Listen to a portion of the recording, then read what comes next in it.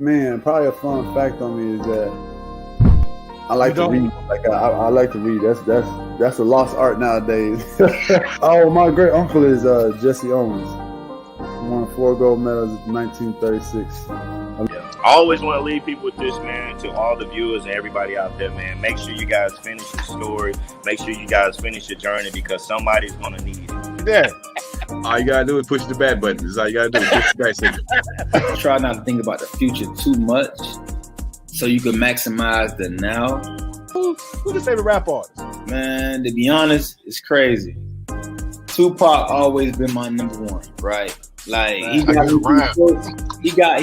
me through so much stuff, but Lil Wayne has been in the modern day. I said, what does it really take? What does it really take to be great, Drew? And he looked at me and he was like, you really want to know? And he was like, to be honest, everything you did to get here, you need to be consistent times 10.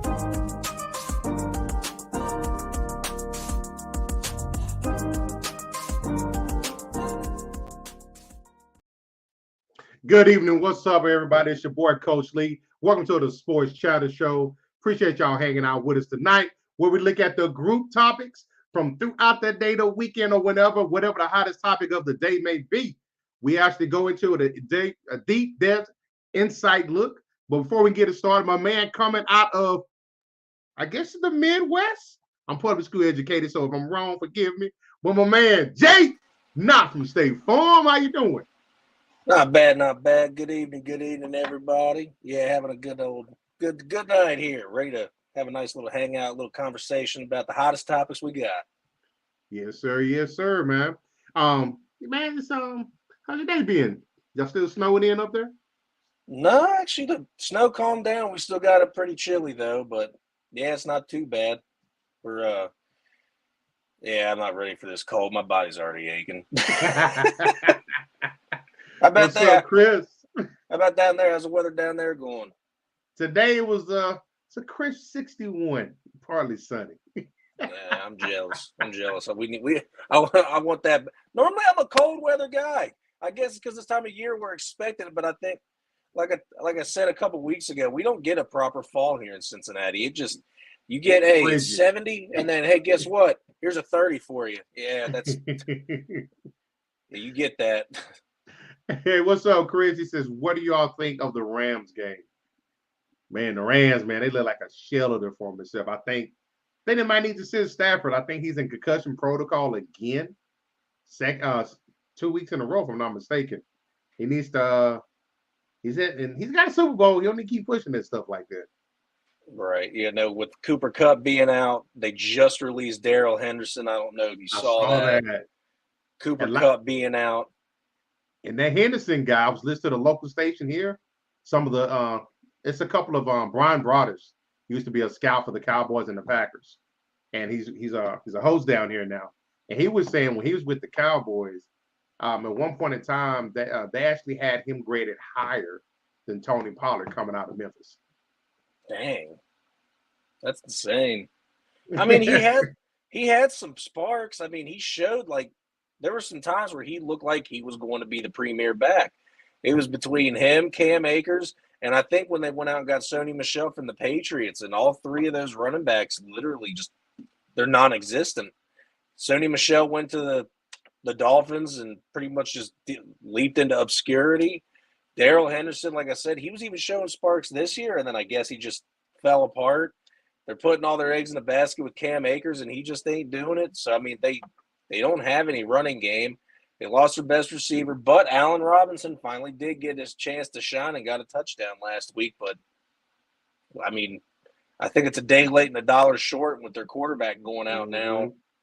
The Rams might as well just go ahead and chalk this season up as an L and just rest the younger star players they got and wait to see what they got for next year. I agree with you, too. They are done.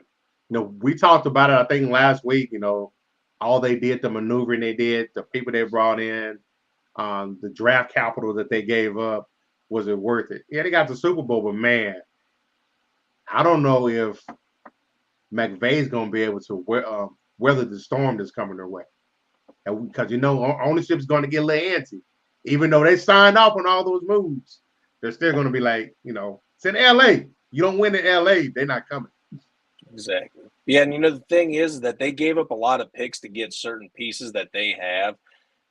All the people they got are older veterans, and a lot of people aren't going to want to spend the draft capital on trades to get picks back. So they're in a rock and a hard place right now. McVay is on his LeBron.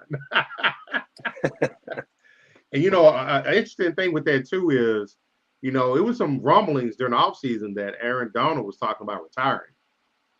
I don't think he's going to be in for the long haul for a rebuild. No, not at all. So, speaking of rebuild,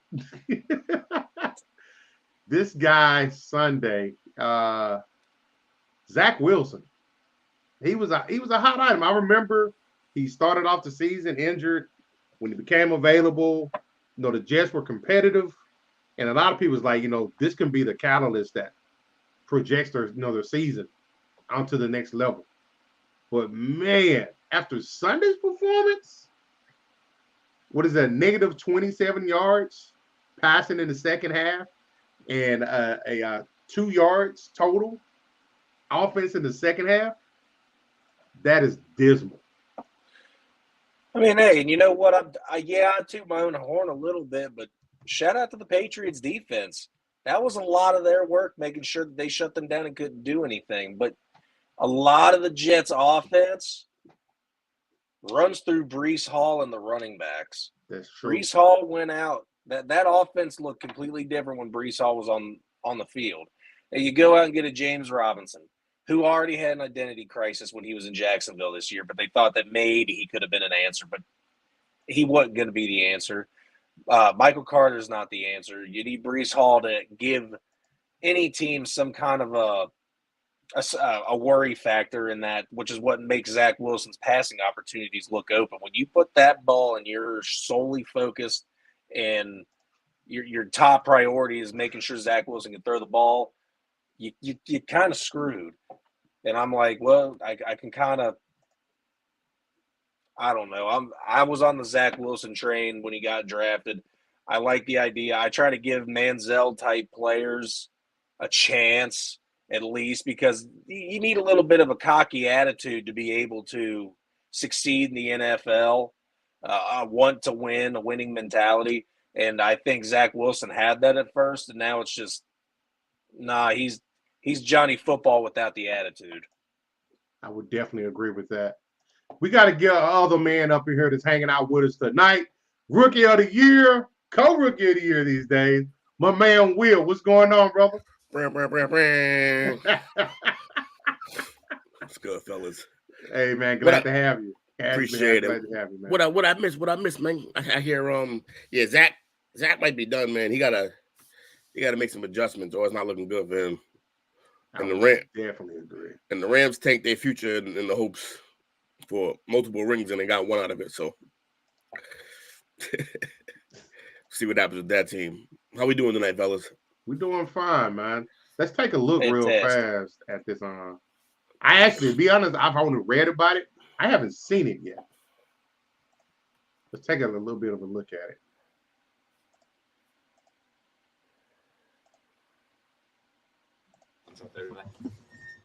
I just think all around us we're executing.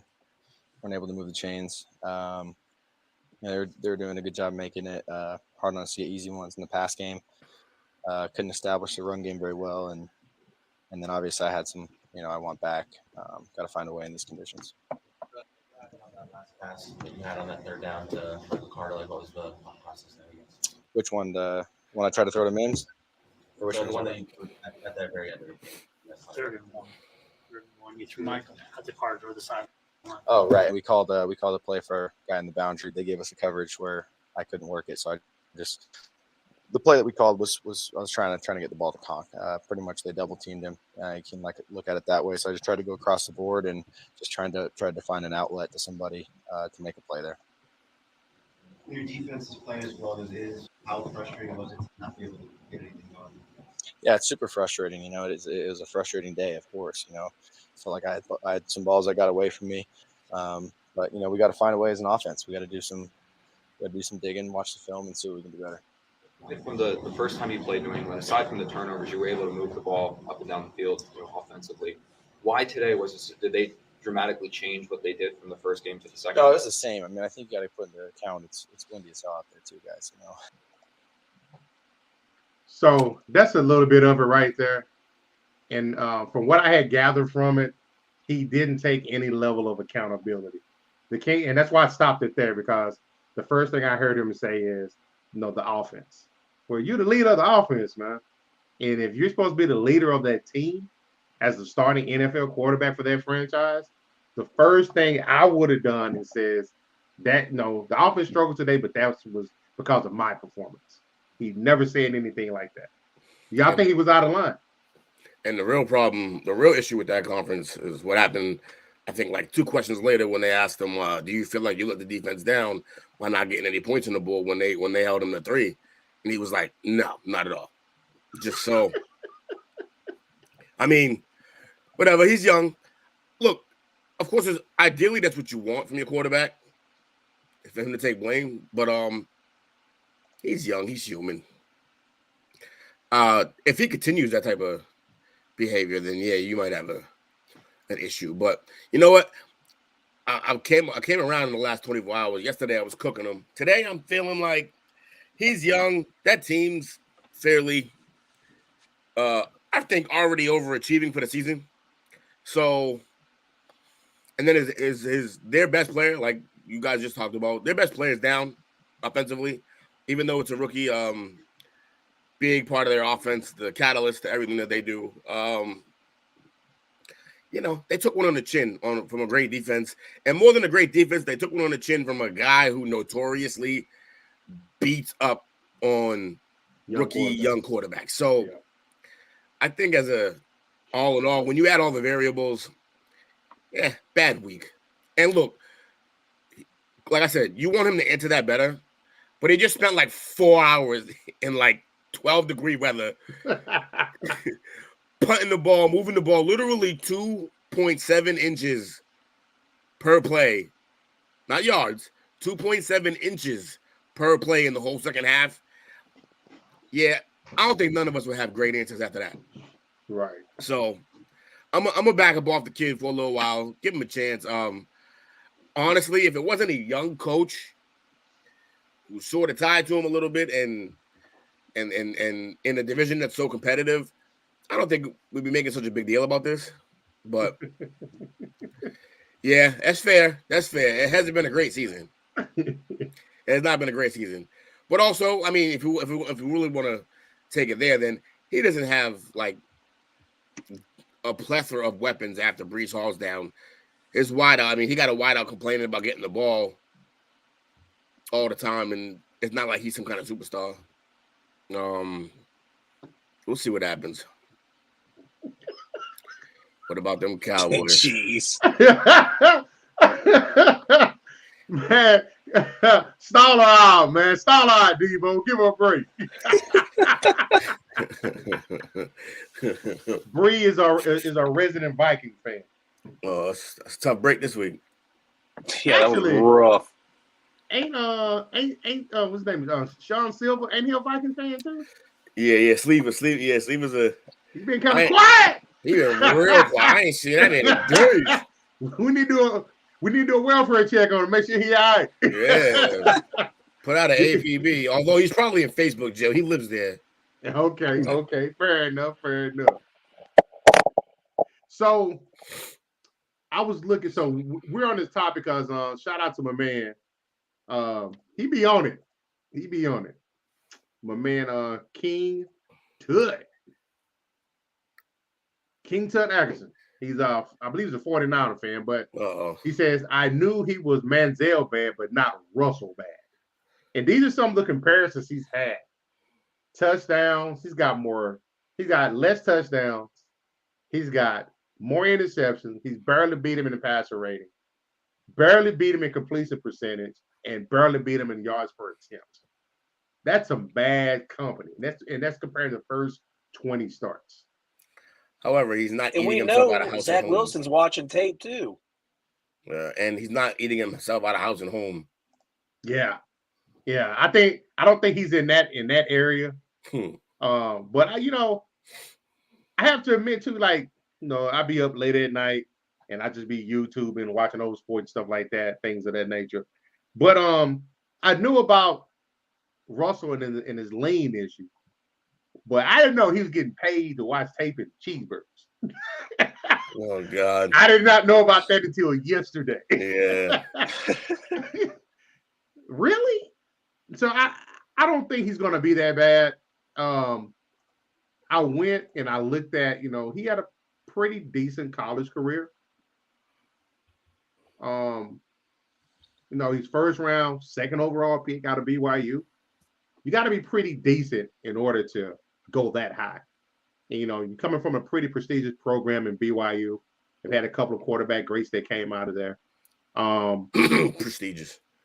I think it's heavily weighed on Steve Young's side. McMahon got him a ring.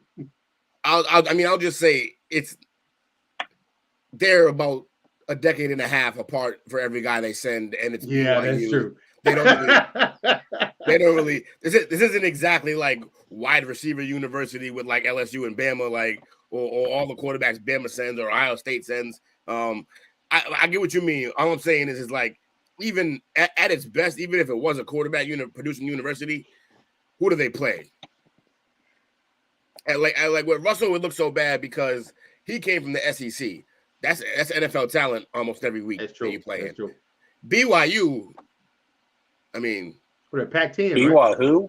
Yeah. So don't get me wrong. He got picked high, but again, I guess maybe I'm having a weird day, but I'm giving him a little more leash than maybe, or maybe I'm giving him enough leash to hang himself. I don't know. We'll see.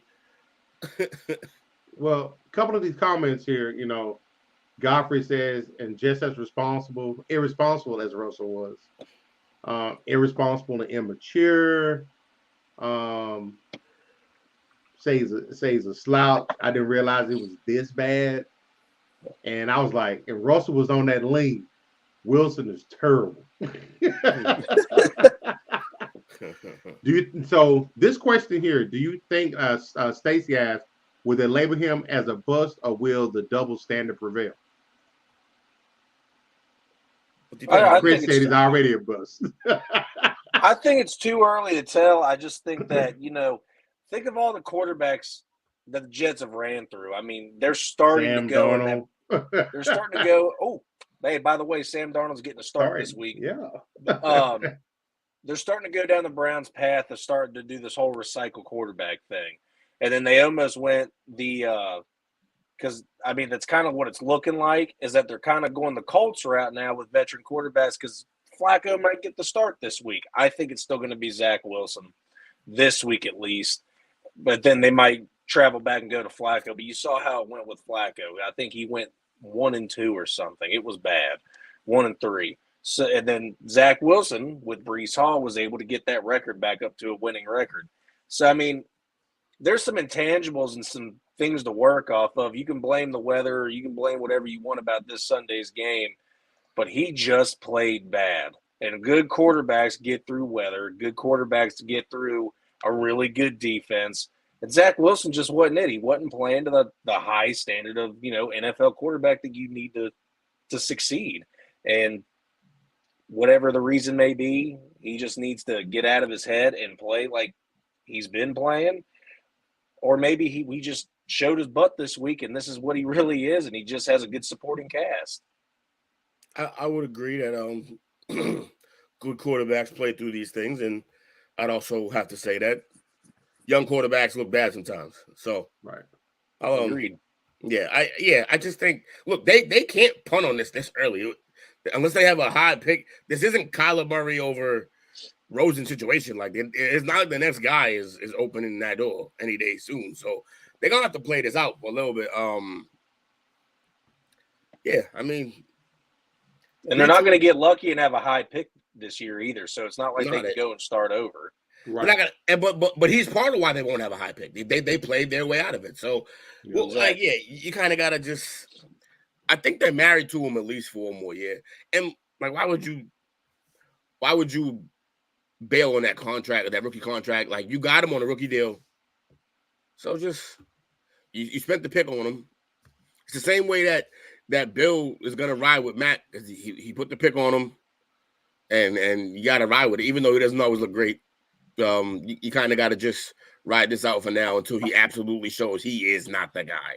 And like I said, the stats aren't great, obviously, but well, the thing is, I know we're talking about Zach Wilson, but I really got to throw this out there, and I'm sure he's listening. And Will, maybe you can help me here and make me understand why I don't think the way I'm thinking. Mac Jones this weekend. Yes, I understand this was an abysmal game for both offenses, but Mac Jones was out there. He went 23 for 27 for 246 yards, no interceptions, but yes, no touchdowns. And they relied on the running game too. They went about anywhere from 60-40 to 50-50 between both sides of the ball. Yes, they were still punting, but they were 246 yards for a younger quarterback is nothing to shy your head about, especially with the weather conditions going the way they were. He played well. They just couldn't finish in the end zone. I get that. I understand that. But he still played, decently well for what you would expect in those kind of conditions. Two said he looked absolutely awful and he was horrible. I'm like, well, I don't see how you could look absolutely horrible if you've completed 23, 27 passes. And yes, I did watch the game and I did see the ball not moving. But at the same time, it's like you go back and you look at the stats. It's like statistically he didn't do bad, but there's no points being brought up on the board. And I'm just trying to figure out where's our disconnect on this offense, because even Jonnu showed up, even though he had that horrible fumble, no contact fumble. That pissed me off. And the defense played outstanding. I thought this was a game we should have won by a blowout, but something just didn't click. But the quarterback still looked good while playing. I don't know. Look, he can give me 5,000 yards. If he can't get the ball in the end zone, that's not great. So, look, statistically, he looked not horrible, I guess you want to say, or if you want to say he looked good because the percentage-wise, but that's great. Check down, Charlie. But that's not what we signed up for in the first round. We didn't sign up. We didn't sign up for a guy to just throw the running backs. We have plenty of guys who can do that. And the other reason why I think people are quick to hang a bad game on Mac is because boom or bust, Zappy was moving the needle. So when you have a guy not just like in the same division, but on the squad, right, who for better or for worse at least gave you some excitement and got the ball down the field, was willing to take shots, wasn't just check down Charlie and like that. Who has the higher ceiling, Wilson or Jones? Who has the higher ceiling? Wilson. I mean, Wilson has to have the higher ceiling just because, like, just physically, he's more skilled in almost every way. Better arm. The only real problem is the decision making at times, which that's a deal. But I think part of the decision making, the bad decision making at times for Zach Wilson is because he has the arm to make some of those plays that he's gambling on. Right. Mac doesn't. He can move. There's a, it's a Breeze question. When do you decide that a guy isn't the guy? How long do you give him? I mean, again, like, unless your team is bad enough and you have like maybe a new coach who doesn't want to ride with this guy with his system, if the same system's in place that got him, I think you got to ride out the rookie contract unless you have a pick, unless you're so bad that the pick gets you the next guy in the draft or a free agent comes along that you can afford that wants to be there for what you're doing. But typically when you just draft a quarterback, you're not in a position where a veteran who's great enough, like an Aaron Rodgers not going to show up tomorrow for the Jets. It's probably not going to happen. Like next season, he's not going to just, let's go to the Jets tonight. He's playing places. He'll probably go 49ers if anything. But anyways. How long did Derek Carr get? Derek Carr was a floor mat too. They were like a welcome. They were getting him. You said Derek or David? Derek. Derek got a while. I mean, Derek's still there. So yeah. Let me throw out a couple of names to y'all. Some of them, actually, from back in the day. But I went and looked up what some consider as the 16 worst quarterbacks of all time. 16, Jack Thompson for the Bengals. He went 4-17 as a starter with a 33-45 touchdown interception ratio. Jack Trudeau, 19-30 as a starter, 42-69 ratio. Mike Phipps from the Browns, 38-31 and 2 record, 55-108 ratio. Damn. Nathan Peterman is a little bit more recent. Nathan Peterman with the Bills, Raiders, and Bears. 1-3 record, 3-12 touchdown ratio. Joey Harrington, 26-50 record, 79-85 ratio. Rick Norton, the Dolphins and Packers, 1-10, 7-30 ratio. A couple of more bring it up to David Klingler out of the U of H. Cincinnati Bengals and Raiders, 4-20 ratio, 16-22. Man, the Bengals on here quite a bit. Chris Winkie. Yeah. Carolina Panthers, San Francisco, 2-18, 15-26. Then you got Matt Leinart, Arizona, Houston, Oakland, 8-10, 15-21 ratio. Heath Schuler, Redskins and Saints, 8-14, 15-33 ratio. Then I think Akili Smith. I was just about to say Akili Smith got to be on this list. 3-14.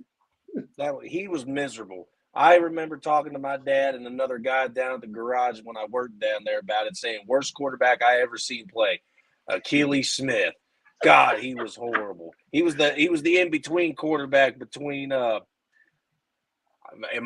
don't think it was Boomer. There was someone else after Boomer, and then Carson Palmer, and Akili Smith was it. I'm like, that must have been some bad football to watch. Now, what's my guy? He was there before Palmer. My guy that was the backup here, Kitna. Wasn't he before? Yeah, that's right. Okay. Yeah, because he stayed and ended up backing up Palmer for a while. And then the top two, obviously Jamarcus Russell, 7-18 record, 18-23 ratio, and Ryan Leaf. Chargers, Bucks, Cowboys, Seahawks, 4-17, 14-36 ratio. Wasn't the big Ryan Leaf story? Wasn't he drafted like right after? It was it was either they were trying to decide, was it him or Peyton? Someone made the right choice. He had major character flaws too. He lost his mind and couldn't deal with any of the pressure and was snapping on people. So this is a good point from Bree. QBs that sucked in the rookie season: Peyton, Troy, Terry, and Elway. Well, all Hall of Famers. Let's slow down just a little. Peyton threw a lot of picks, but he threw a lot of touchdowns too. So he was out there just slinging it. And that team was awful. Yeah. Hey, we need to put Brady on that list too, because he didn't start at all his rookie season. Didn't mean he wasn't just good. I'm just saying his stats weren't there, right? Well, there was nothing. Well, let's take our first break for the night, gentlemen. We'll be back in about 15, 20. Y'all hold tight. Appreciate y'all hanging out with us tonight.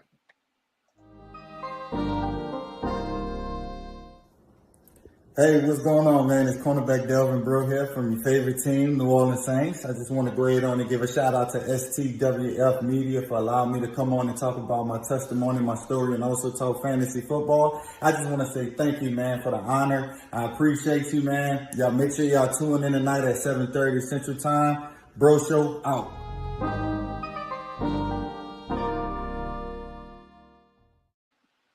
Welcome back to the Sports Chatter Show, where we talk about our group topics and open discussions.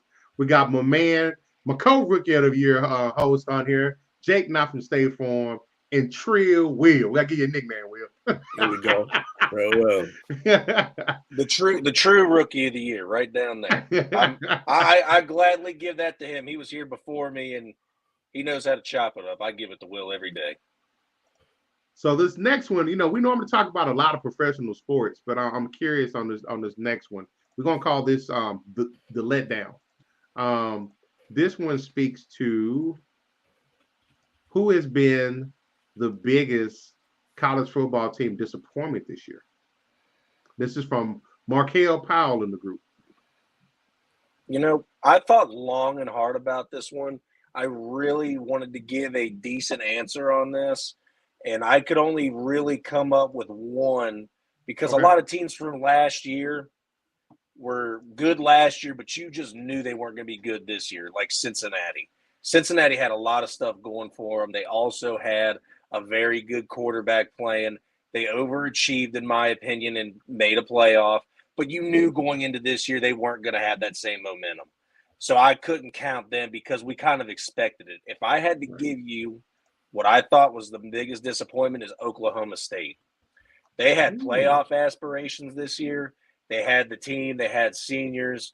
They looked to par, and they're sitting at 7-4, and they just fell apart, and they have no chance at a playoff berth. They're really close to even getting a decent bowl game. I doubt they are. You thought this team was a playoff team going in the season, and to drop 4 games is just unprecedented. And I thought that they were going to be in the playoffs this year. So, yeah, off of a personal thing, I'm going to say, yeah, Oklahoma State gets the disappointment card for me. Oh, the Cowpokes. Okay. Will? And that's not because they're the Cowboys, I promise. Oh, most definitely. I thought about them, too.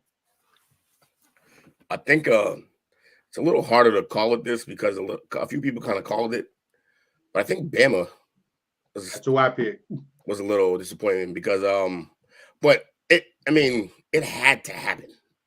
Like they've just been running through college football for years now. Yeah. Like, yeah, I mean, the Saban era 12, 13, 14 years. Yeah, me and my homie the other day were like going over he pulled up all the guys they sent to the league, and the list is staggering in the last decade. And like he pulled back to like 2 decades ago. And throughout the years, it was like, oh wow, that's pretty good. It's pretty good. And I'm like, bro, I told him, like, you went pretty far back. Watch when you start hitting like the last 7 to 8 years. And sure enough, once he hit there, like it was just like 9 or 10 guys a season. Yeah. Reminds you of the youth from back in the day. Yeah, like, but in like a longer span of time, though, I feel like too. So yeah, they just been dominating. And I guess, I won't say the cupboard's bare. They still got some ballers over there, but they lost some games. I think they lost 2 games this year, right? Correct. They're currently ranked number 7. Yeah, and one of those was a loss to Tennessee. Tennessee is a good team this year, but that was pretty surprising to give that up. I mean, he does kind of struggle when he does lose. He loses to scrambling quarterbacks. But some of those plays were blown, like just blown plays to a receiver that I like, Hyatt, and it's interesting. It's interesting. I got to go with Alabama, which is kind of a more obvious pick, but I think that's just where we are right now, based on the expectations of it. Yeah, expectations. And Bama was somewhere I was going to go, but I didn't want to go. I'm with you in your explanation. It's just like you were waiting for it. We knew it was coming, and when you see it, you're a little bit surprised about it. But at the same time, it's like it was finally going to happen, and it's happening with a quarterback that we're thinking it was going to happen to. At least in my opinion, because I'm not that high on Bryce Young, and I think if the Texans take him, they're going right to mediocrity again. Because I'm not on the Alabama quarterback hype train. He's Tua light, and I do mean light. He's like 190 pounds. So like, that's I would agree with you. I would agree with you. It's interesting because they're like the reverse. They've been the reverse Cowboys, where every year this is the year that they're gonna not be the guy as versus the Cowboys. Like every year, this is the year. Yeah. So it's the reverse. But it finally happened, which I hope is in a sign of things to come. Yeah. And that was my next question for you guys.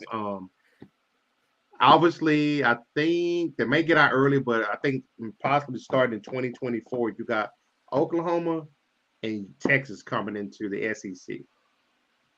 I think that's going to be detrimental to Alabama Alabama gets a lot of 4 and 5 stars out of both of those states. Do you think they'll be able to rebound for that? Yeah. Just because of who Alabama are and the players that they get, they're never not going to be, a higher ranking school. Nick get a little on in too, though.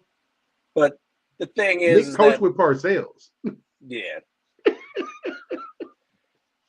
Texas has been giving SEC problems for years, and I don't know how, because until just like these last 2 years, Texas was big back when I was in grade school, and then they fell apart. And now they're starting to get back to where they are, to where they're going over to the SEC.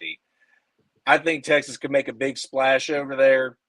Oklahoma's got to get back on the gears, because they were, pretty regular occurrences of being in the playoffs or being in high-profile bowl games. So they're coming back around. But Texas beating the SEC, that's just going to make for some good football. And I'm not even that big of a Texas fan, but seeing them go to the SEC's got me excited for some football. I'm stoked, brother, and especially the revision of the Texas A&M rivalry. That's, you got like the Yankees and the Red Sox. That down this way, that is huge.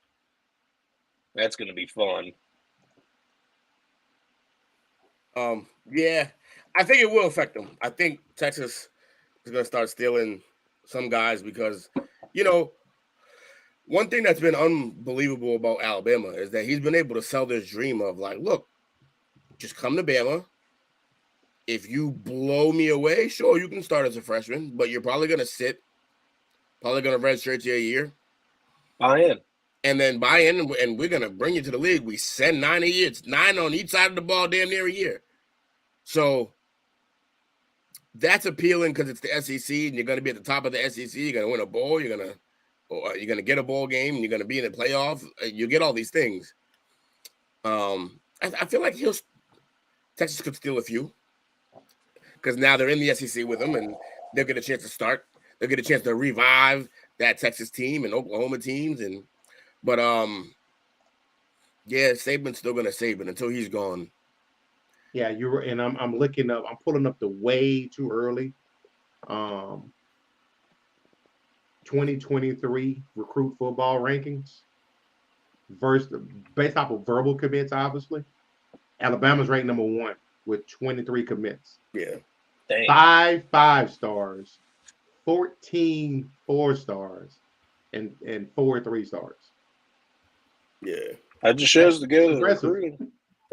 All this college football talk's got me hyped up for rivalry week. I cannot wait for this Saturday. It's gonna perfect timing, isn't it? and I just thought about it too. With Texas going to the SEC, we have a new game to add to rivalry week. It's gonna be Texas versus Texas A&M for years to come. It's gonna be great. Yes, sir. Yes, No, sir. if they're not playing against each other at the end of the year every year, I don't know what college football scheduling is doing, because that needs to be on rivalry week. And I'm from the good old OHIO up here. You know me. This Ohio State Michigan game runs deep as all every year. I cannot wait to 2 versus 3 playoff Big Ten championship. Oh, it's going to be the OHIO, baby. Ohio State, the Bucks are taking this. What's your opinion on it, since we're talking football? I know we're off topic here, but between that game, Ohio State, Michigan, how you guys feeling about that game? I think Ohio State's going to pull it off. I did see the running back from Michigan. He's a little gimpy. Yeah. I got a knee injury. And I saw where a lineman had kind of let it slip out on social media yesterday that they were going to be playing the game without him. Ooh. Now look, but nothing official has come out yet. Now look, I'm not one of those fans of opposing teams. I hope that guy's injured. I don't want to see him play. Blah blah blah. No, I'm not like that. Right. That guy had Heisman potential, and he is still in the Heisman running. I don't want to see any player like that has a chance to win that prestigious of a trophy to go down ever. And it just makes the game more interesting knowing that you got your best 11 on the field against my best 11, and we beat you on your best day. I like that. I want that feeling. And knowing that he's going to be out or maybe out or not playing to his best of ability, takes me a little bit of credit away because then someone, a Michigan fan, can say, well, we just didn't have blah, blah, blah. Well, that's not my fault. We still beat y'all. That's my outlook on it, but it's still like I like knowing that we beat you on your best day. Yeah, Ohio State's they're gonna blow them out, I think. This is why we're friends, all of us. Most definitely. I think it's gonna be. I mean, I don't get me wrong. Michigan make it interesting. They could make it because they're a solid football team, but I think Stroud comes out with something to prove because he didn't look the best the last couple of times out. He's been good. He's been good enough to win, but he hasn't looked like the number one pick that he might end up being. Mm-hmm. So, and he's got to go do that now. And he wants to avenge last year's loss because he's the first Ohio State quarterback to lose since like 2014, maybe. I forgot what year it was, but they haven't lost in a good couple of years, and last year was the first loss, which is why he's going to come out, I think, guns blazing and say, I'm not going to be the quarterback that loses twice to Michigan. Yeah. Fair enough. On the flip side of that, who's been the biggest surprise for you all this year? TCU for sure. I don't know if they're going to make it out of Big 12 though, man. I know they had a close call last week. It was an interesting game though. But I think the way it's actually starting to set up, they may have to end up playing somebody for the second time in the Big 12 championship game. And it's probably going to be either Oklahoma State or Texas. It's going to be interesting for them for sure. I mean, they might not make it out, but the thing is that I really need them to either finish undefeated, win it, because the last thing I want to see, just as a college football fan, because I feel like a lot of people feel this, I don't want to see Bama in the playoffs. It would be only the second time of them not making the playoffs since the playoffs happening. It would be fantastic just to get some fresh blood, new faces in there. I mean, that's just my outlook on it. I mean, Ohio State's been in a few times. Michigan got once, but if they lose, whoever wins this game, I believe, will go to the playoffs. The other team will not. But one of those two still, Ohio State hasn't been in every year like Alabama has. Neither is Michigan. Georgia, I mean, it's just an SEC school. You're bound to see someone in there. A Clemson sneak in, even give USC a chance to go in there and, have one chance at it for the first time. I mean, I need some fresh stuff. I don't need Bama every year. Gotta earn it. USC surprising, but their success probably explains why OU is not very good this year. Roll Tide. You got to beat the men to beat a man. You got to knock them off. So we're going to take our last break of the night, and it should be a fun topic. We appreciate y'all hanging out with us thus far. Get in here, share us out there to your friends, family, and all the other good stuff. But we'll be back in about 15-20. What's up, world? Kyrie Robinson, man. New Orleans Saints veteran. Hey, man, make sure you guys go check out my guy, man, STWF, the media, man. Check them guys out. Y'all want to get sports talks with players, with fans, anything like that, man, go check them guys out, man. That's the place to be if you want to talk sports. Who that nation?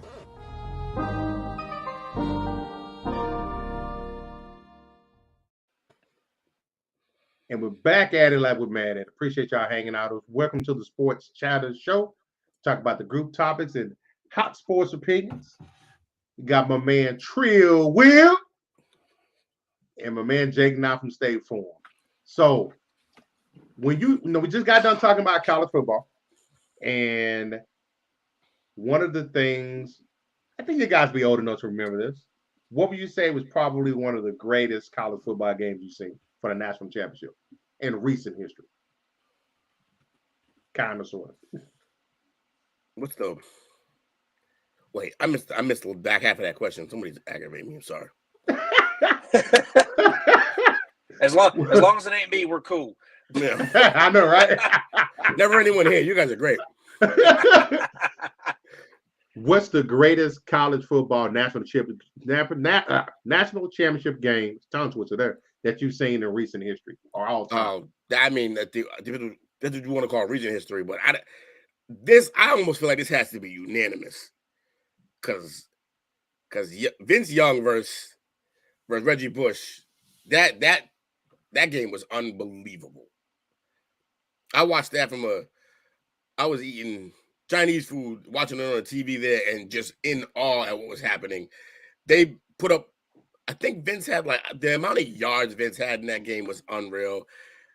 Reggie Bush was the undeniable, unstoppable force the entire season. And they put out a great game plan to slow him down, like a great game plan. And literally, they miscontained on 2 plays, and both of them went like 80 yards. He fumbled one, and the other one he scored on, I'm pretty sure. Like, that's how monstrous he was, and that's how crazy those teams were.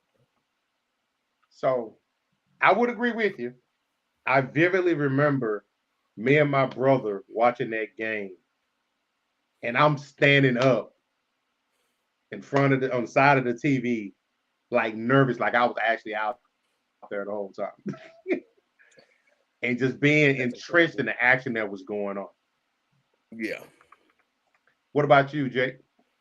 Yeah, I'm with Will. I absolutely agree with that. It's got to be unanimous. That game was the game. If anything's a close tie, and it's only because of the story and not the game, was Ohio State and Bama when they had Cardell Jones come in, a third-string, no-name quarterback, coming in and being able to beat Bama the way they did.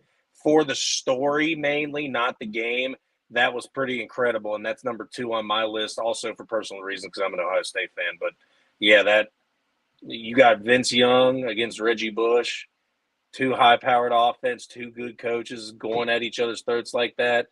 That game was poetry in motion. It's just like watching an ultimate rivalry game without 2 teams even being a rival, or with 2 teams being rivals. I mean, it was great. And both of those teams sent so many players to the league, and a lot of them had some good careers too, like solid careers, especially that Texas defense, man. They had some guys. Jamal Charles was a freshman on that team. Charles. He's a freshman on that team, man.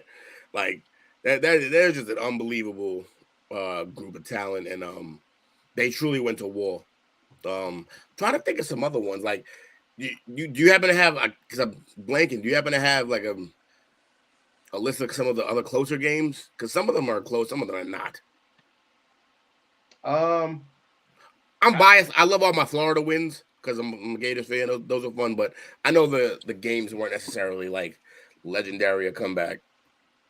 I'm telling you right now, my favorite thing to do was back in them college football video games, playing as Tim Tebow running that run option. Man, that was the funnest time to play college football games. It was awesome. Triple option. Good luck stopping Percy. I got something for you here. They've got, this is from, who's this from? It's from the Bleacher Report. They power ranked the top 10 college national championship games of all time. Number 10, the 2016 game between Alabama and Clemson. Alabama was number 2. Clemson was number 1. Alabama won 45-40. Yeah, that was a shootout. 2 great defenses, too, when they shot it out. Was that Trevor's freshman year? No, that should have, maybe, but that should have been Watson. Watson was there. Watson? Yep. Gotcha. That was his last year. I thought I remember Trevor went in there in his freshman year and lost the national championship. Then he won it his sophomore year, right? I think that's how that went. I think so. If I'm not mistaken. Or it could have been he won it the freshman year and then lost it the sophomore. One of those two happened. He went back to back. We'll see if it's on this list. Number 9, the 1987 Fiesta Bowl. Yeah, I wouldn't. That was, I know, right? That was number 2 Penn State against number 1 Miami. Penn State won 14-10. I think that's the game when Miami showed up in the camouflage coming off the plane. That's funny. I think that was, I think Michael Irvin was on that team. Oh man, yeah. Vinny Testaverde was the Heisman Trophy winner for Miami. We got old Vinny. We got the 1994 Orange Bowl. Number 1 Florida State against number 2 Nebraska. Florida State wins 18-16. That's Charlie Ward. Oh, Charlie Ward was slinging it. Then he was like, "Peace, NBA." And Tommy Frazier. Oh yeah, yeah. That was a little before my full-blown understanding of football time, but yeah, huh? So that what number was that one? That one was number 8. Okay, interesting. I kind of want to hit this whole top 10 list now. Number 7, really. 2014 BCS National Championship. Number 1 Florida State against number 2 Auburn. Florida State wins 34-31. That's Jameis. See, that one was a pretty good game, mainly because Auburn had a squad too. Was that? No, that wasn't Cam. No, Cam won it. Yeah, Cam won his. Yeah, Cam won his. That was a pretty good game actually. I remember that those teams were good. Jalen Ramsey should have been on that squad, I believe. He might have been their best player besides Jameis. Maybe not. I don't remember. Was that Dalvin? Jalen came out in 2016. Oh, 16, okay. Yeah, he came out with Zeke. Oh, that was Kelvin Benjamin was on that team. Yeah. Oh, okay. Oh, yeah, monstrous size. Before he ate himself out the league. Yeah, pretty much. He was supposed to be Evans before Evans was. Okay. Number 6, 1995 Orange Bowl. Number 1 Nebraska against number 3 Miami. Nebraska wins 24-17. And what year was that again? This is 95. Isn't that the second U? That's the second version of the U? Yes. So it's not the original, because the original is Mike Irving in them, and right. That's like the Irving, the Blaze brothers. Right. So that's Jerome Brown. That's the second U. Not quite Dorsey, but I know. Yeah, I remember that's the one with was it Warren Sapp? Sapp and it should be. Well, damn, they lost. Sapp and them boy. Yeah, Tommy Frazier was the quarterback in that one. Wow. Yeah. Okay. Yeah. See, the U was still U, and then they lost. That's crazy. This one's way before our time. This year I was born. The number 5, the 1973 Sugar Bowl. 3-6. This is number 3 Notre Dame against number 1 Alabama. Notre Dame wins 24-23. Oh, interesting. Can't name a soul on that team. Nah, me neither. Number 4, the 1979 Sugar Bowl. Number 2 Alabama against number 1 Penn State. Alabama wins 14-7. You got Papa Bear. You got George Halas against Paterno. Oh yeah, I mean, anytime between now and 1902 was Paterno on Penn State. I know, right? Number 3 is the 1984 Orange Bowl. Number 5 Miami against number 1 Nebraska. Miami wins 31-30. That's the original, like the beginning of the original. That's the beginning of the year. Yeah. That's when that's before Jimmy Johnson got there, I think. Yeah, that's it. Yeah. And How was being as big as a Big Ten fan as I am, just because of the love for Ohio State, I love the Big Ten in general. I want to call that the football conference. Just we all know it's the SEC. Yeah, you can. But I want to. but I want to say it is. But hearing how good Nebraska used to be back in the day and seeing just the obscurity of a college football program they are now, it absolutely it just hurts. It's like, what happened to you guys? You used to be good, and you're letting Wisconsin take all the glory now. You need to catch back up. Nebraska used to just beat people up. Beat them like so bad. And what makes it worse is that they didn't fall the way like an SMU fell because they got the death penalty. People just stopped wanting to be in Nebraska. I feel like we're not going there. Like I think they were too slow to turn over to the newer style of offenses. Yeah, they were still running. Still the run first type of offense, And you got to remember, you talk about the greatness of Nebraska. At one point in time, they had the Heisman Trophy winner in Mike Rozier. But at one point in time, they had Roger Craig and Tom Rathman in the backfield. Yeah, that's rough. Number 2, the 2003 Fiesta Bowl. Number 2, Ohio State against number 1, Miami. Ohio State wins 31-24 in 2 overtimes. That was a great game. What year was that? 2003. That was Maurice Clarett was on that team. Yeah. Oh my. Yeah. That was a great game. Yeah, Maurice Clarett. What a blown career. That was I was a little bit late. Like I told you in the pre-show, I was a little bit late to the football game because of how much I love college basketball. But 2003 was probably the first year I really, really delved in deep to college football. And because I started NFL in 2001 when I was 5, and when I was 7 was when my dad finally gave me the love of Ohio State. And that year was fantastic. That game was phenomenal. Yes, it was. Maurice Clarett, man, gambled on himself. Yeah, decided he won. The problem is he didn't gamble just on himself. He decided to apparently challenge the entire NFL in their rule system, and that's not gonna work, buddy. And it was him and Mike Williams out of USC. I always wonder what would have been with him. Yeah. And the number 1, it comes back full circle. The 2006 Rose Bowl. Number 2, Texas against number 1 USC. Texas wins 41-38. I was such a Reggie Bush fan that plus I was a Mike Vick fan. So for a while there, any other scrambling quarterback I despised. And I didn't think Young was that good, but in college, my God, he was a cheat code. Man, I really wanted USC to win that game. Not a USC fan at all, but I like players on that team, specifically Reggie Bush, and he was just flat out the most exciting player I had probably to that point. I think at that age, the only player that I'd seen equally or close to as exciting as Reggie Bush was in college was Peter Warrick.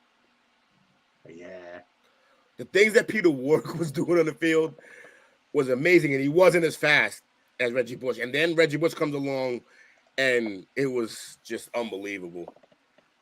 Oh, look at that. He's all ain't nothing to do in Nebraska. Yeah, that's exactly what I felt happened. My uncle lives up there. My dad was like, I don't know why he's living up there. He's telling me he's got to wait for his snowplow to thaw out. I mean, snowplow to thaw. Oh, man, that's kind of the ship sailed by then. What are we doing? I mean, it's something to be said if you go to play for a place where when you look to the left, it's corn, and then you look to the right, it's more corn.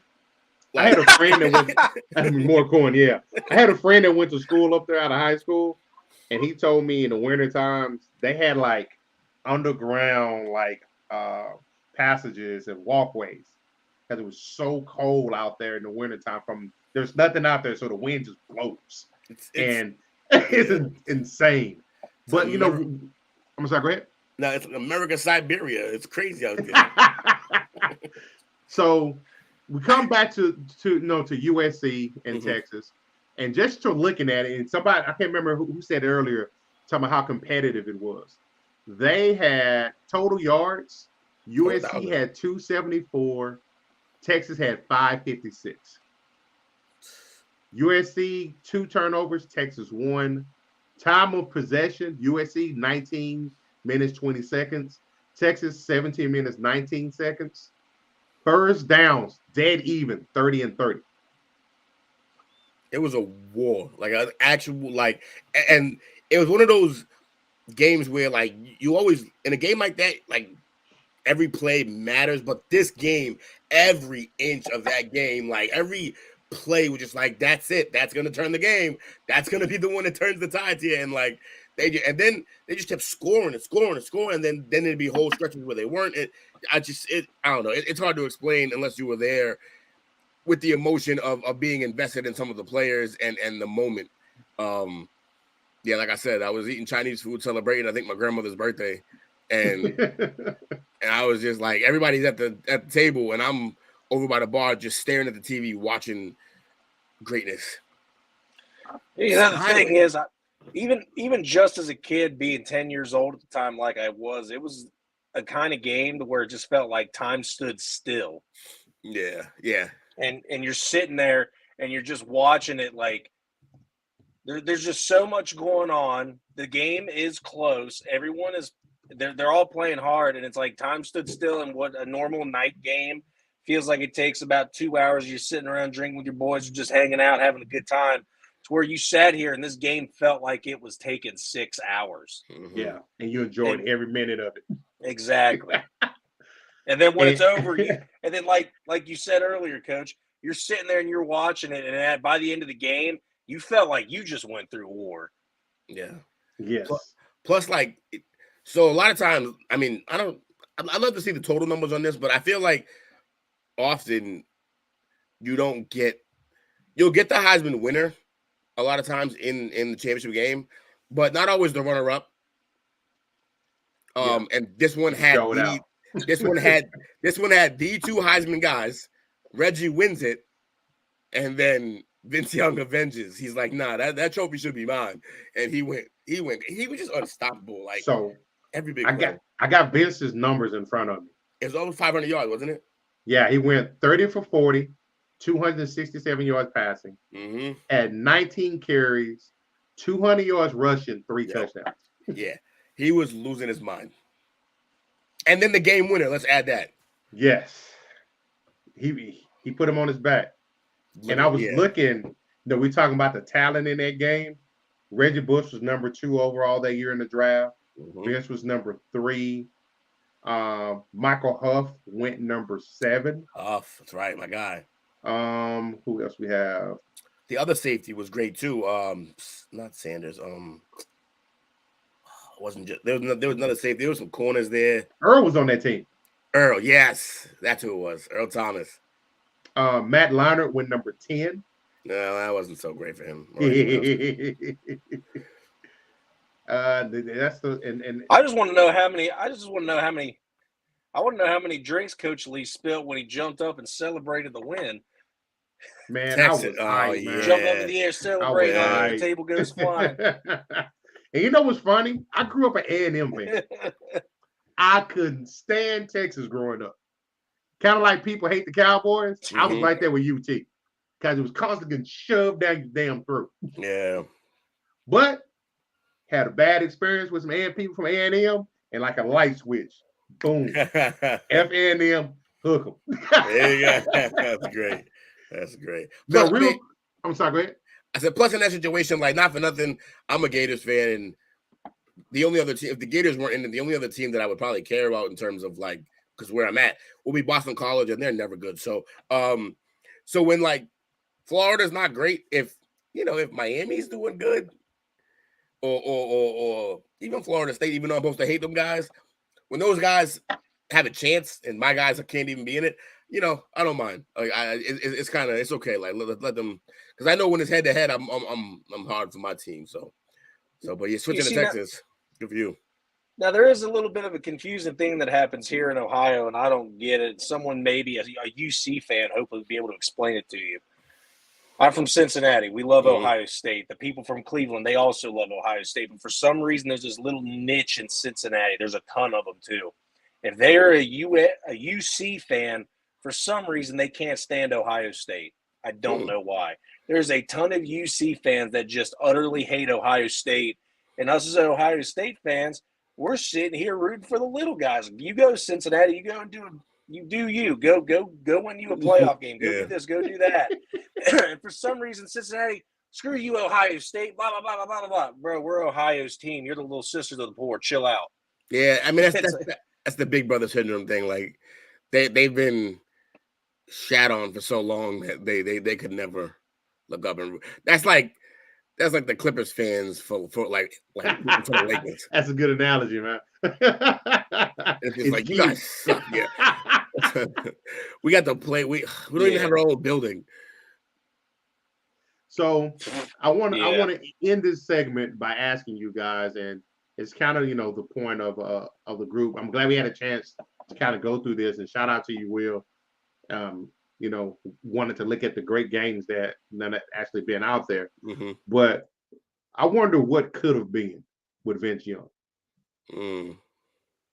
Now, before we get all the way into it, do you think it was because of coaching? Like the coach originally? Hell yeah. 100% Jeff Fisher, man. Yeah. Yes. Even though he was his own demise, but look what he did with Sam Bradford.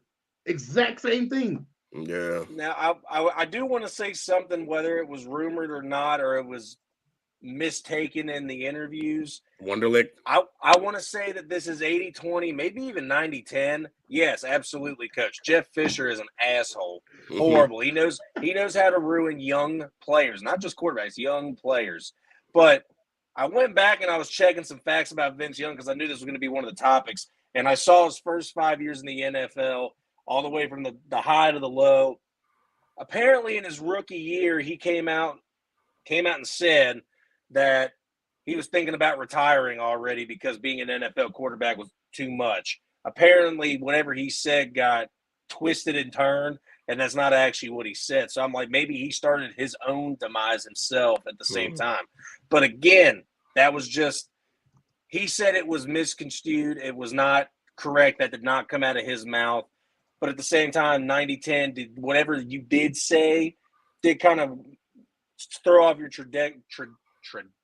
that word in the NFL trajectory. There we go. Yeah. So, but whatever that may have happened or whatever, it's 90-10 because Jeff Fisher sucks. Anyway, I had to admit to the Jeff Fisher part. There was two of the things though. They've since, I don't know if they've gotten rid of it or decided that it's trash or whatever, but he scored really, really low on the Wonderlic. Yeah. Coming up. And I now view him as tall Kyler Murray. But you on these analogies today, sir. Yeah, I'm doing it. Like, and by that I mean, and I don't know about the study in the playbook. I don't know that we ever heard anything that much about that, but I don't know that he just put a lot. He scored a 6 out of a possible 50. Yeah, that's what I'm saying. That's really bad, guys. Like that's like a 450 on the SATs, and they give you 400 for the name. Yeah, what I mean by the Kyler comparison is that he relied heavily on his ability, his athletic ability. So I wonder, I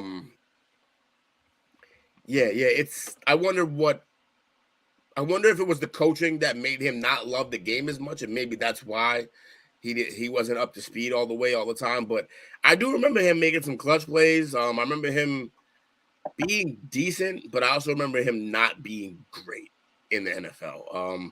But yeah, I do wonder if he had, I don't know, like one of these quarterback-friendly coaches, Sean Payton or something early on, somebody who actually wanted him. Because even Sean McVay. Yeah, I mean, he's like Sean McVay. He's older than Sean McVay. Yeah, but like I know what you mean. I'm not thinking Sean McVay type. Right? Yeah, type. No, 100% type. Absolutely. Yeah, I do wonder. He obviously needed somebody to love him and want him there. I think quarterbacks in general probably need that. I mean, Aaron doesn't care, but I think most quarterbacks, young quarterbacks, especially guys with a lot to learn from the NFL standpoint, you're gonna need a quarterback who wants you there. I'm pretty sure Jeff Fisher didn't even want to draft him. No, if I understand correctly, he did not. Yeah, so he kept running Collins over him. Yeah. Oh, I remember Kerry Collins. You remember the year where I think they started Kerry Collins and they were like 0-5 or 0-6? And then and then Vince came in and they like damn near won out, or like they turned it all the way around, but still wasn't enough. It was the year he won Comeback Player of the Year, and then also went on the Madden cover the next year. The curse. Yeah. Good old Madden curse. Hey, but he was a boss to use in that game. Was that? Yeah. Was that also CJ2K? Did he go 2K that year? Yeah. Close to it. Yeah. Here it is right here. Very few players I love to watch, like CJ2K.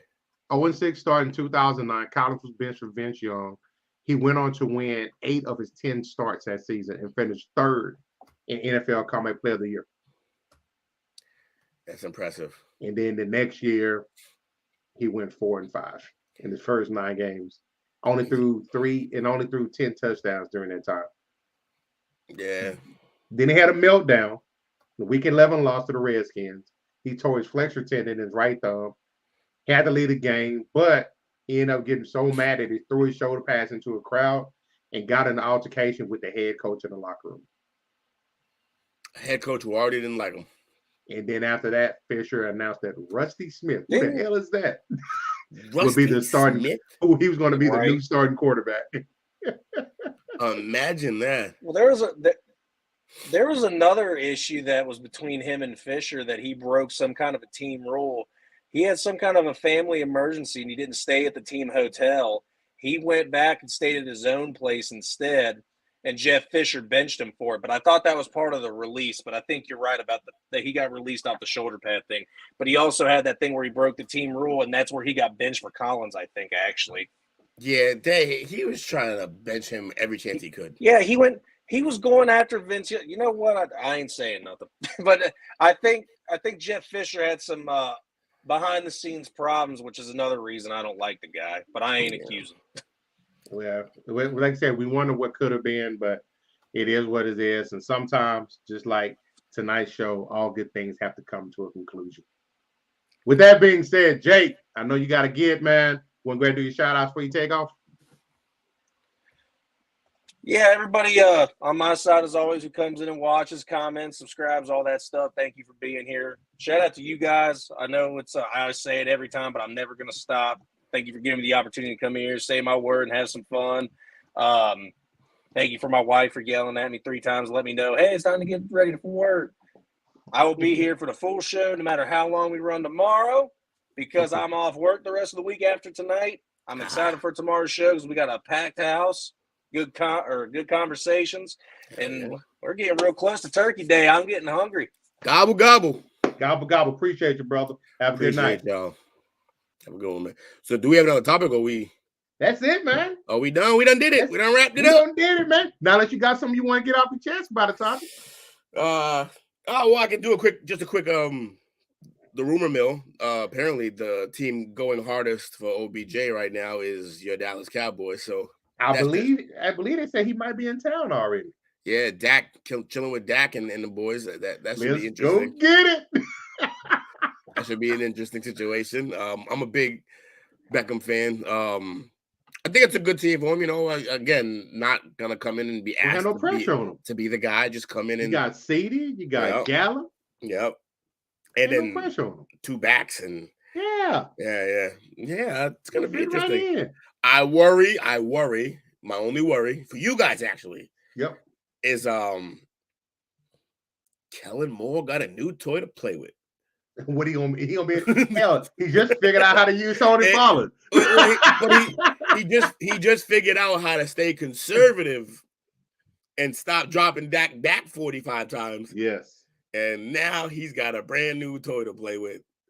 So that should be fun to watch. I hope he doesn't revert back to Boise State, man. Yeah. But he still can take his ass over there. But it should be fun. If he doesn't go there, I just want Odell to go somewhere where he can be successful. And I hope he comes back super healthy with that knee. I don't want to see him hurt again, man. I like the guy. No doubts. And I think it'd be cool. You know, he's got a lot of family in the area. Yeah. His dad's originally from Marshall. That's my mom's entire side of the family is from. Nice. Won't be surprised if he's some kin folks down the line somewhere. Look at him. He's invited to the cookout. Who you got for shout outs tonight, fam? Shout out to everybody who tuned in, man. Appreciate y'all. And shout out to my friends and family. And shout out to you guys, man. We always have fun doing this. And shout out to the brand, man. Always. Shout out to you. Shout out to you, Jay. Appreciate you hanging out with us tonight. Yes, sir. Again, like I tell my wife every night, I get home from work, run upstairs, flip on the lights, camera, action. Let's go. A lot of fun. It's therapeutic.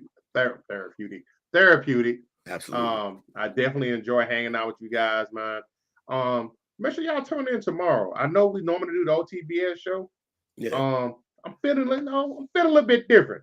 Okay. I chatted with you guys, tonight to see. Okay. Got a couple of ideas. I'm feeling a little bit different. For everybody little here tonight. mysterious. Yeah, for all y'all here tonight, you got to tune in tomorrow to find out what may be Okay. going on. Surprise, surprise. Shout out to Chris, Tool, Bree, and Fast Barbershop Club podcast for hanging out with us tonight. We appreciate y'all being involved and giving some feedback and interaction. But just like always, man, like I said earlier, our good things got come to an end. We'll be back here tomorrow night, 7:30. Yes, sir. Appreciate y'all hanging out with us. And yeah, it's right, Bree. Hopefully you'll be there. Like and subscribe. Hopefully your son is doing well. I know we talked, we chatted it up on Sunday. Hopefully, he's doing well. But I picked y'all to win Sunday. I think I might just go and just pick against my Cowboys the rest of the year and see what happens. Take that. Oh man. But we appreciate y'all, man. Absolutely. Y'all have a good night. Thanks for hanging out with your boys. Peace.